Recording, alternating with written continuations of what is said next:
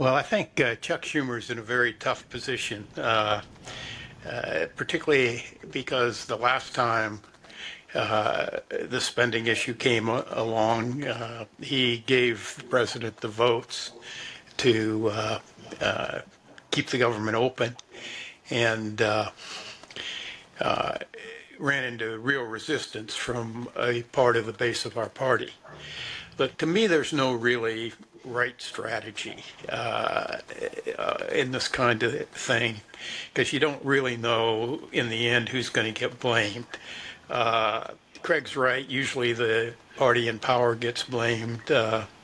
And if that's the case, maybe the Democrats would be better off having, forcing a shutdown. But I'm not absolutely convinced that'll be the case. To me, there are two things that the Democrats ought to keep in mind, Schumer ought to keep in mind. The first is Trump does damage every day, and his challenge is to stop that.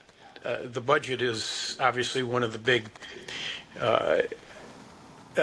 issues that you have to deal with where he does a lot of damage, but the way he's going to really stop it is by having the Democrats have a good election in 2026 and winning the House and maybe even winning the Senate. So to me, his top priority from a political strategic point of view ought to be, what can I do that's going to put us in the best position to win in 2026? The second priority, and this is also a very high priority, is how do you, during this crisis, how do you avoid doing much more additional damage to our country, and to the hardworking people of this country.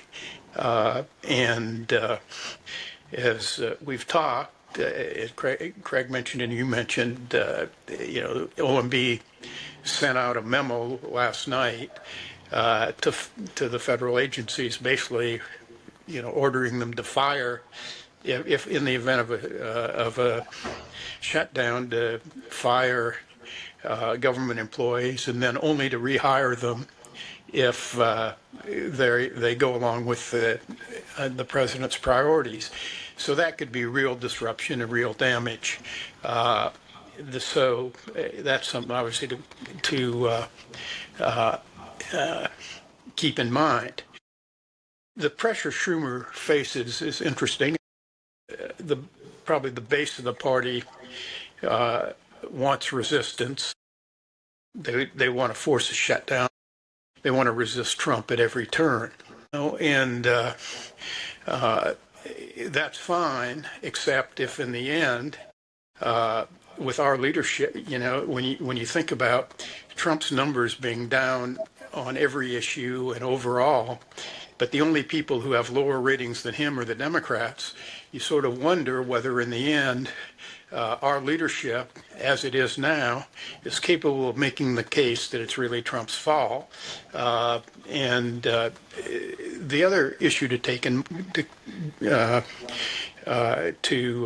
into consideration is whether or not you're going to get concessions if you force a shutdown.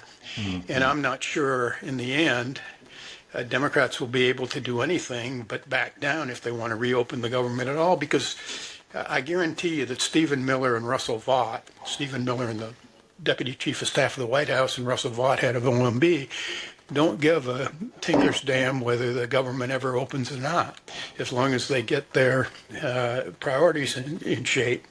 So they're fighting a force that is not actually a force that wants to negotiate in good faith, and that makes for the interest of the government, and that makes it different. Much more difficult. So I guess I'd suggest an alternative strategy. And here's what my strategy would be.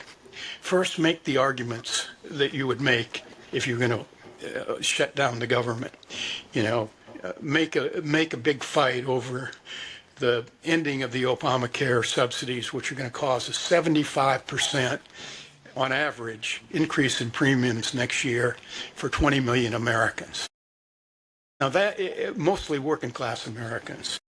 I'd make the fight saying, on the Trump tariffs, which I call the Trump inflation tax. So that's the first thing. I'd make the same arguments you'd make if you're going to force the government to close.